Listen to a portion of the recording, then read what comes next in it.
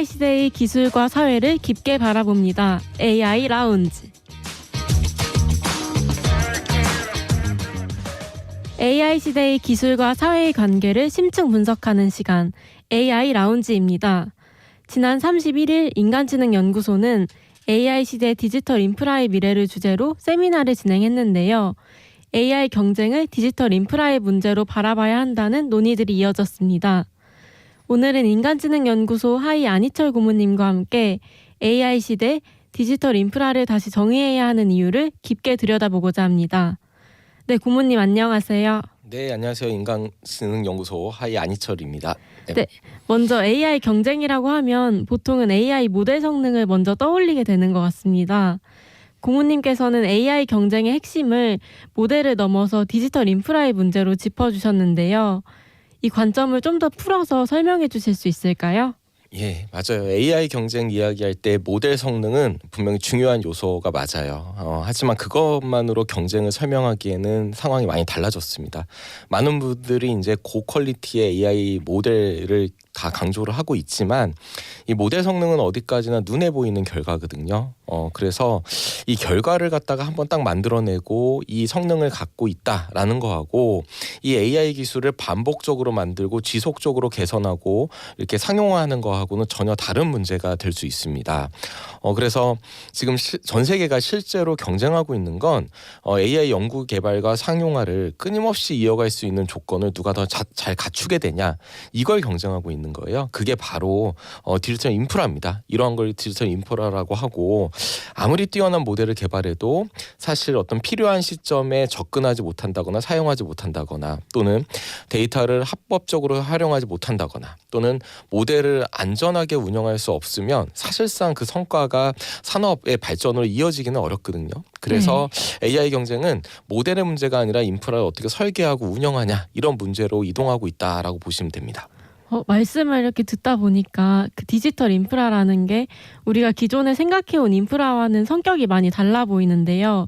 그러면 AI 시대의 디지털 인프라는 어떻게 이해하면 좋을까요? 예, 전통적으로 우리가 어떤 인프라 또는 디지털 인프라라고 하면 뭐 통신망이나 데이터 센터, 클라우드처럼 뭐 연결하고 저장하고 처리하고 이런 물리적 기반이나 기술적 기반을 의미했거든요. 그런데 사실 AI는 단순히 데이터를 처리하는 기술을 넘어서요. 그래서 실제로 사회적 의사결정에도 관여하고 현실의 결과를 바꾸는 그런 기술이거든요.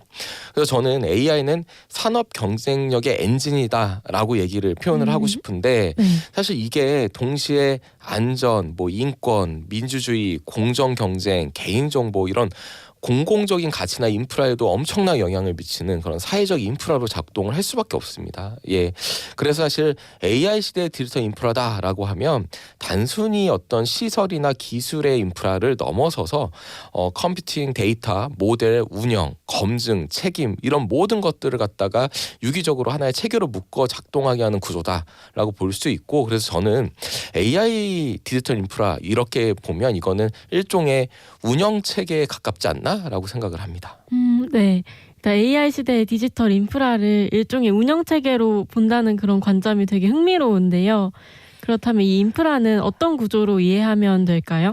예, AI 시대의 디지털 인프라는 제 생각에 하나의 요소로 설명되기보다는 여러 층위가 함께 결합된 구조로 이해해야 된다라고 보면 되고, 저는 크게 세 가지 층위, 세 가지 인프라가 함께 작동하지 않나 생각을 해요. 첫 번째는 컴퓨팅이나 데이터 모델 뭐 이런 걸로 구성되는 기술 기반 인프라고, 이게 가장 전통적인 레거시적인 인프라라고 볼 수 있죠. 그러니까 기술, 우리가 보통은 어떤 기술을 딱 생각해 보면 그냥 기술 기반의 여러 가지 시설, 이런 인프라를 생각을 하니까요. 근데 둘째, 이런 것뿐만 아니라 AI는 둘째로 법과 정책, 그다음 표준화로 대표되는 규범과 신뢰 기반 인프라라는 게 있지 않나 생각을 합니다. 그래서 AI가 무엇을 할 수 있고 어디까지 허용하고 그다음에 문제가 발생했을 때 책임을 어떻게 나누는지, 이런 것들을 갖다 바로 규범과 신뢰 기반 인프라로 우리가 규정할 수 있지 않나라는 생각이 들고, 이 부분이 정리되지 않으면은 AI 산업 자체가 불확실성에 대한 비용을 떠안줄 수밖에 없고요. 그러면 혁신의 속도도 자연스럽게 늦춰질 수밖에 없지 않나 생각해요. 그리고 이제 세 번째가 바로 국가 간 과학기술 협력과 기술 안보로 이어지는 국제 협력 기반 인프라다라고 볼 수 있습니다.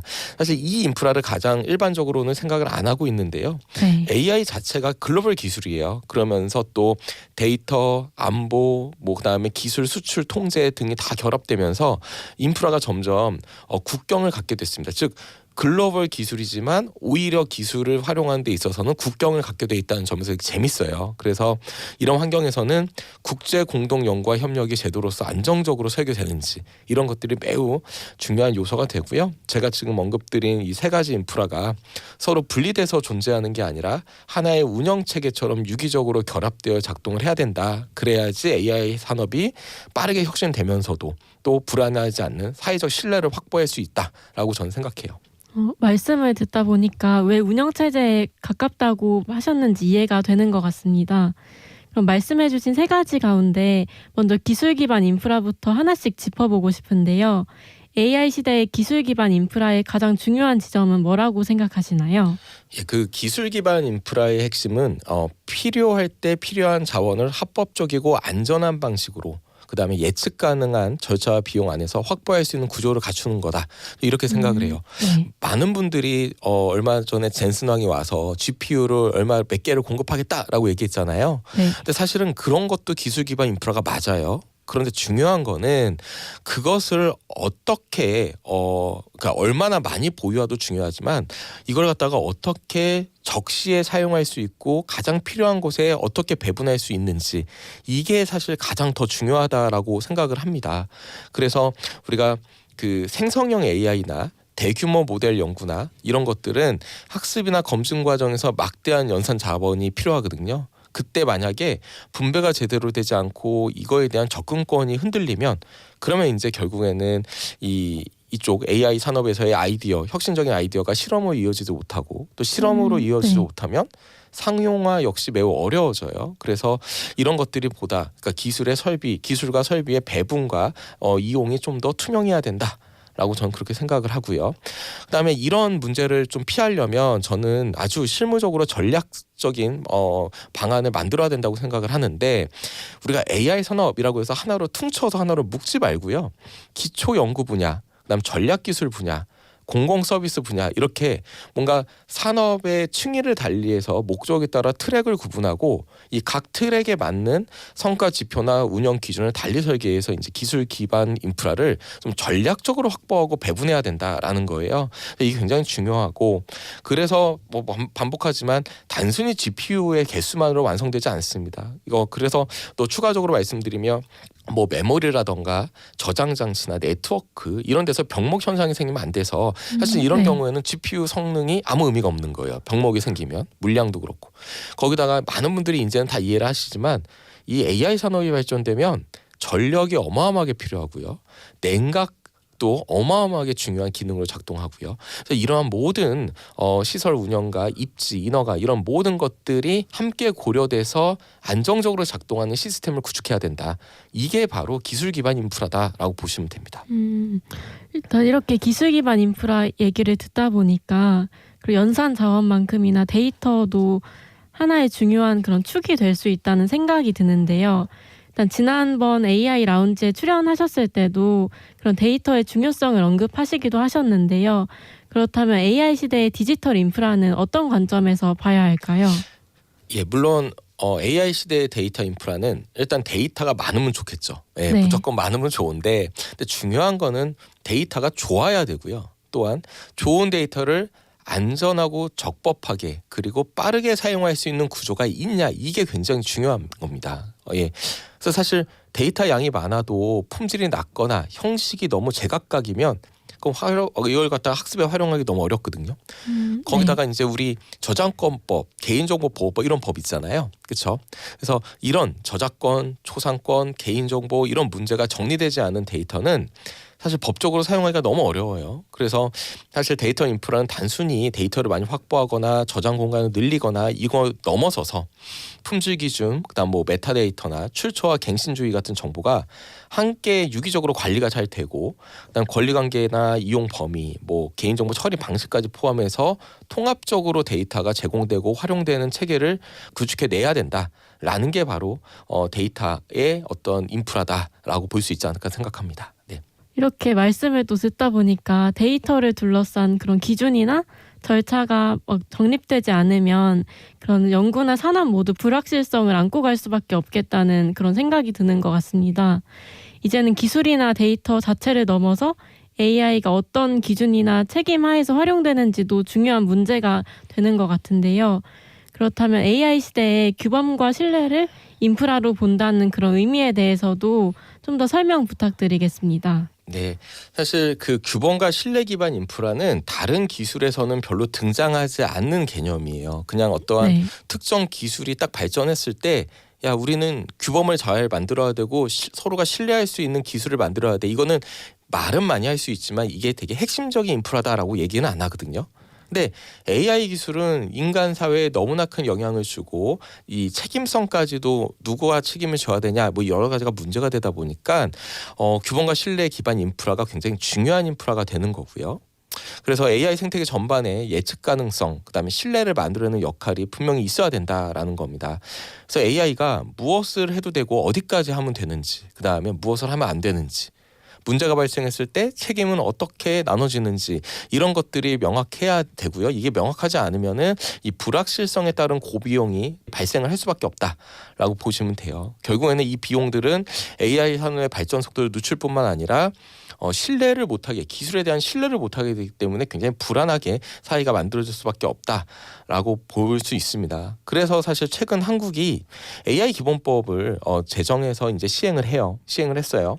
네. 자, AI 기본법 역시 기본적으로는 AI 산업을 지능하자라는 지능 중심의 구조를 취하고는 있는데, 다만 고영양 AI나 생성형 AI, 그다음에 고성능 AI에 대해서는 투명성과 안정성 등에 관해서 차등적 기준을 두는 방향을 선택을 했습니다. 그래서 이러한 규범은 기술과 설비를 넘어서 뭔가 이렇게 이 디지털 인프라의 범위가 규범과 절차로 확장되고 있다라는 이 일반적인 흐름하고 맞닿아 있기도 하고요. 그렇습니다. 근데 이제 이렇게 국내 법률을 정비하는 것만으로는 사실 충분하지가 않아요. 일단 한국 AI 기본법이 세계적으로 지금 두 번째 법률이에요. EU AI법 다음에 한국의 AI 기본법이어서 빠르게는 따라갔어요. 정말 아주 훌륭한데, 다만 이게 아직은 이 법률 자체가 아주 세심하게 다듬어지지는 않았다라는 그런 비판도 있긴 하고요. 그 다음에 특히 EU나 미국 등의 주요 국가들의 규범 방향성들이 있는데 지금 이런 데가 서로가 약간의 다른 방향성을 갖고 있어요. 그런데 이제 특히 EU의 규범, 그러니까 EU AI 법은 사실은 가장 처음 만들어졌고 가장 세세하게 만들어졌기 때문에 글로벌 AI 서비스 기업한테는 사실상 표준처럼 작동할 가능성이 크거든요. 그러니까 이제 이러한 상황에서 한국이 우리도 AI 기본법 하지만 EU AI법에 그냥 좀 따라가자라고 단순히 좀 소극적인 그런 역할을 하기보다는, 그러니까 규범의 수용자적인 입장을 갖기보다는 이러한 AI법을 만들고 규범을 만들어가는 데 있어서 뭔가 국제적 논의에 있어서 공동 설계자로 좀 참여를 해야 된다. 그래서 한국이 지금 두 번째로 이 법률을 만든 나라인 만큼 이 AI 관련된 규범에 대해서는 적극적으로 우리가 활동을 해서 아이의 규범의 적극적 설계자이자 주도적인 역할을 해야 된다라고 저는 생각을 합니다. 네. 이런 규범과 기준들이 또 현장에서 제대로 자리를 잡으려면 또 조정하고 관리하는 그런 체계도 잘 갖춰져야 할 것 같은데요. 혹시 이런 지점에서는 어떻게 생각하시나요? 네, 맞습니다. 사실은 규범과 이런 기준들이 잘 자리를 잡으려면 사실 컨트롤 타워란 게 있어야 돼요. 우리가 네. 법률이 있어도 그 법률을 집행하고 그다음에 이걸 갖다가 이 법률에 따라서 여러 가지 절차를 진행하는 그런 컨트롤 타워가 대부분 있죠. 그렇죠? 네. 각 법률마다. 그런데 사실 이 AI 산업은요, 너무 많은 영역이 복잡하게 얽혀져 있어요. 뭐 AI 정책 관련해서는 개인정보, 저작권, 그다음 국제 통상, 의료, 국방, 안 걸쳐져 있는 곳이 없고요. 그 다음에 뭐 과기부, 그다음에 산자 중기부, 그다음에 그 외에도 다양한 또 부처가 함께 관여가 되어 있고 그러다 보니까 이게 너무 많이 이제 다양한 부처들이 야 우리도 AI 쪽 권한이 있어라고 서로 싸우기도 하고 또는 가끔은 야 이거는 니네 권한이니까 니네가 처리해 우리는 이거 관계 없어라고 책임을 회피하기도 하죠. 그러니까 이런 상황에서 만약에 조정과 집행이 제대로 이루어지지 않으면 현장에서는 정말 불확실성이 커지고요. 이 AI 산업에서 이걸 주도하려는 한국 기업들은 이 불확실성 속에서 정말 어떻게 해야 될지 정말 너무 힘들어져요. 그러니까 형식적인 조직이 아니라요. 실질적인 권한을 가진 컨트롤 타워가 필요하다라고 보시면 되고 이 컨트롤 타워가 기준을 정리하고 역할을 좀 분담하면서 정책이 실제로 어떻게 적용되는지를 좀 일관되게 관리해야 된다라는 겁니다. 예, 그래서 일단 이런 것들이 굉장히 중요하고 또 하나 중요한 부분이 있는데요. 이 표준화, 인증, 평가 체계 이런 건데 이 표준화가 굉장히 또 핵심 중에 하나입니다. 무슨 말이냐면 표준화다라고 하니까 또 무슨 또 어떤 기준을 만들어 갖고 기업들을 여기에 또 이렇게 기속되게 만들고 피곤하게 만들지라고 생각을 할 수도 있지만 네. AI 기술이나 산업은 신뢰가 반드시 있어야 돼요. 신뢰 기반의 산업이에요. 그러니까 이게 그렇다 보면은 표준화를 만든다는 건 단순한 기준을 또 만들어서 피곤하게 하는 게 아니라요. 신뢰를 만들어내는 일이자 뭐 글로벌 시장에서 경쟁력을 갖추기 위한 핵심 장치다 저는 그렇게 생각을 해요. 그러니까 지금 한국뿐만 아니라 유럽이든 미국이든 글로벌하게 국제 표준 논의를 하고 있는데 이 AI 산업의 여러 기술과 관련해서 여기에 적극적으로 참여하면서 우리 차원, 국가 차원의 표준도 정비하고 또한 이 글로벌 국제 표준화를 만들어가는 데서도 또 선제적인 역할을 해야 된다. 그래서 이거를 좀 더 구체적으로 말씀드리면 한국의 표준 기준에 만족을 하면 어느 나라의 산업에 진출을 하더라도 그 나라의 표준된 기준에 만족한다라는 어떤 서로 상호가 인정하는 기준을 우리나라가 선제적으로 만들어주면 기업들이 우리는 한국의 기준만 딱 만족하면 이거는 글로벌적으로 다 어느 나라든 인정이 돼라고 안심을 하고 이제 그 기술을 만들 수 있어요. 근데 우리나라가 만약에 이런 표준화나 기준에 대해서 뒤처지게 되면요, 한국 기업들은 한국의 기준도 만족해야 되고 유럽의 기준도 만족해야 되고 미국의 기준도 별도로 다 하나하나 만족하거나 인증을 받아야 되는 문제가 발생하기 때문에 이런 면에서 한국이 좀 더 선제적으로 국제 표준화 기준을 한국이 주도해서 만들어서 이렇게 활용할 필요가 있다. 그러면은 한국에 있는 기업들이나 한국의 연구원들이 굉장히 편하게 이 한국의 기준에 맞춰서 연구를 쉽게 할 수 있을 것이다. 저는 그렇게 생각을 합니다. 예. AI 기술이 신뢰를 기반으로 한 기술이라는 게 많이 와닿았던 것 같습니다. 근데 한편으로는 이런 기준이나 체계가 그런 한 나라 안에서만 정리된다고 해서 충분한 게 아닐 것 같은데요. 또 요즘 같은 이런 시대에 특히 AI가 글로벌 기술인 만큼 그런 국제 협력과 기술 안보 문제도 함께 짚어봐야 할 것 같은데요. 혹시 여기에 대해서는 어떻게 생각하실까요? 예, 맞아요. 그 AI는 본질적으로 글로벌 기술입니다. 절대 예전처럼 뭐 한국 내에서만 하는 그런 기술이 아니에요. 예전에는 그런 기술이 많았어요. 그냥 어떤 스타트업이 딱 기술 개발하면 한국 내에서만 해도 돈 많이 벌고 상장돼서 이렇게 발전시키고 이런 기술이 많았지만 AI는 아무리 작은 스타트업이 개발을 해도 이거는 본질적으로 글로벌하게 서비스를 제공하는 기술이 될 수밖에 없어요. 그런데 이제 최근에 오히려 참 아이러니한 거예요. 데이터나 안보, 수출 통제 이런 것들이 결합되면서 AI 인프라가 글로벌 기술임에도 불구하고 동시에 국경을 갖기 시작했습니다. 그러니까 예를 들어서 저는 예전에 제가 여기 방송 나와서 말씀드렸을 때 우리 데이터가 기름과 같다. 우리 1980년대에 중동의 기름과 같은 게 바로 이 데이터다. 그래서 한국은 기름 한 방울 나지 않지만 그래서 사실은 그 산업혁명 이후에 여러 가지 기술에서 기름이 안 나기 때문에 참 불이익을 당하거나 좀 어려웠던 점이 좀 많았었는데 데이터가 기름과 같은 역할을 하면 이제 한국은 이때는 좀 상황이 달라진 거 아닌가? 한국은 이 데이터를 활용해서 엄청나게 선진적으로 나아갈 수 있지 않을까 생각을 하는데 동시에 데이터가 너무 소중한 가치가 되다 보니까 옛날 중동에서 기름값을 막 자기네들이 조정하고 보호하고 이런 것처럼 이 데이터도 각 나라들이 서로 상호 공유를 잘 안 하고 자국 데이터를 자국을 위해서만 사용하고 보호하고 이렇게 하기 시작했어요. 그래서 데이터 그다음에 기술 안보, 그다음 기술에 대한 수출 통제, 이 모든 게 결합되면서 이게 지금 굉장히 어려워진 상황인데요. 이럴 때일수록 한국은 AI 기술에 대한 국제 공동 연구를 해야 됩니다. 이 국제 공동 연구란 게 좀 잘 익숙하지 않으실 수 있는데요. 이 여러 나라가 같이 어떠한 AI 산업이나 과학 기술에 대한 공동 연구를 하면 각 나라가 예산을 서로 각자가 예산을 좀 지급을 하고 그 함께 십실반 모아진 예산으로서 좀 그 큰 AI 산업에 대한 기술 연구, 그다음에 과학 연구 이런 것들을 같이 하는 거예요. 이렇게 되면 한국 한 나라 내에서는 예산이 부족하거나 연구자가 부족해서 할 수 없는 그런 연구들을 여러 나라가 예산을 합쳐서 같이 연구를 할 수 있기 때문에 연구 개발이 그래도 잘 이루어질 수 있다. 그러면은 그 소유권, 그 결과물, 특허권이나 이 연구 결과물을 어떻게 하냐?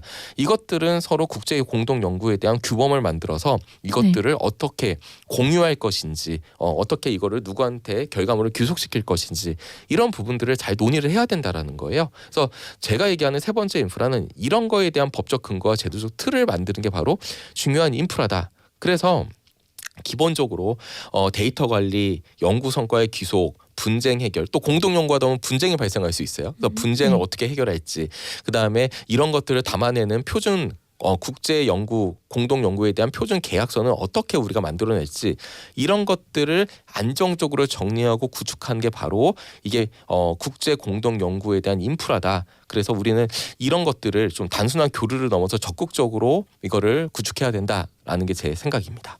네, 기존 디지털 인프라에 대한 정의와 함께 그런 국제 협력에 대한 그런 관점까지 말씀을 주셨는데요. 그럼 AI 경쟁의 승부처가 뭘지? 마지막으로 그럼 마무리 짓는 한마디를 좀 부탁드리겠습니다. 네, 저는 결국 AI 경쟁의 승부처는 단순히 기술의 속도만을 겨루는 데 있다고 보지는 않아요. 기술을 얼마나 빠르게 발전시키고 GPU를 얼마나 빠르게 가져오냐 이걸 넘어서서 사실은 이 기술이 그 사회에서 어떻게 신뢰를 얻느냐, 어떻게 작동할 수 있느냐, 이러한 기술 인프라를 어떻게 배분할 것이냐 이런 것까지 함께 고려돼야지만 이게 제대로 된 인프라를 설계하는 방법이다라고 생각을 합니다. 그래서 기술의 속도, 사회적 신뢰 이걸 동시에 높일 수 있는 디지털 인프라를 반드시 구축해야 되고요. 이걸 구축하는 나라가 AI 경쟁의 방향을 좌우하게 될 겁니다. 근데 한국이 아직 뒤처지지 않았어요. 그러니까 이제는 네. 기술적 인프라도 많이 확보하기 시작한 상황이고요. 그다음에 AI 기본법도 유럽 다음이 바로 한국입니다. 그래서 이런 규범적 인프라도 굉장히 빨리 따라가고 있는 상황이고 주도도 하고 있습니다. 그리고 국제 공동 협력도 아직은 조금 많이 없긴 하지만 이제 앞으로는 더 늘어갈 것으로 생각하고 있어요. 그래서 한국 역시 단기적인 성과나 서비스 확충에 그치지 말고요. 이런 전체적인 기술, 규범, 국제 협력 이걸 다 아우르는 인프라를 전략적으로 설계를 해야 된다. 이렇게 마무리하고 싶습니다. 네, 오늘 AI 라운지에서는 AI 경쟁의 핵심이 기술의 속도뿐 아니라 그런 사회적 신뢰를 함께 설계하는 그런 디지털 인프라에 있다는 점을 짚어봤습니다. 오늘 함께해 주신 안희철 고문님 감사합니다. 네, 감사합니다.